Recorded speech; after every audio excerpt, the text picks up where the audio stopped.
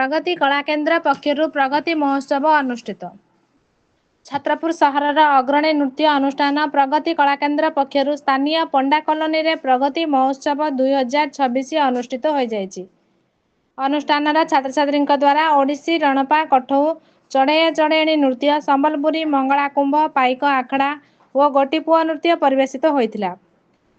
केन्द्रर संपादक सुधांशु शेखर शतपथी और कार्यालय परिचालिका एम राधा कुमारी पौरोहित्य मुख्य अतिथि भाव अंतर्जातीय ख्याति संपन्न ओडिसी नृत्य गुरु पद्मभूषण श्री शाश्वत जोशी मुख्य अतिथि भाव जोगदे कार्यक्रम को उद्घाटन करथिले। गंजाम होउची कलार माटी। एही माटी अनेक कलाकार को जन्म देइछि। एठी सबुबले कला और कलाकार को सम्मान दिया जाए।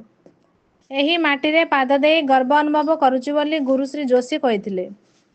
सेहीपरि पद्मश्री सीमांचल पात्र लोकनृत्य गुरु शरद चंद्र महापात्र संतोष कुमार पाढ़ी पीसीसी सभ्य आईनजीवी समूह पाणिग्राही और मालकानगिरी अतिरिक्त जिला शिक्षा अधिकारी तथा लेखक भागीरथी बेहेरा और प्रगति कला केन्द्रर परिचालना निर्देशक कार्तिक पाणिग्राही प्रमुख सम्मानित अतिथि भाव जोग देइथिले।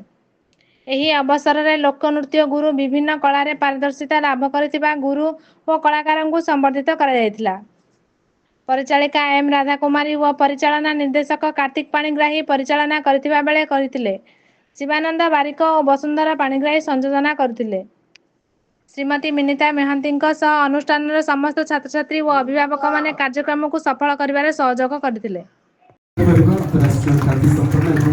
ओडिसी सहित जे चिरंतन भाव जड़ित एवं निज जातीय परिचय को उल्लास रखिंट ओडिया अस्मितार एक यथार्थ वार्तावरण उपरे संकल्प नृत्य आरंभ कर ओडिसी समटे जहाँ एक अनतिक्रम्य दखल आम करताली सहित सीधासख मंच को स्वागत करूँ। आज सम्मानित अतिथि भाव में जो अतिथि मैंने रही प्रमुख आकर्षण भाव में समग्र ओडिशार एक जाज्वल्य स्वर करताली सहित आम स्वागत करवा गुरु शाश्वत जोशी महोदय अनुरोध करेंगे दयाकोरी से मंच आम सहित जोड़ी देवे। आप निश्चित भाव में सौभाग्यशाली एक सुंदर कार्यक्रम जो आम समस्त आज नृत्य दिवस पालन करुछु अंतर्राष्ट्रीय नृत्य दिवस।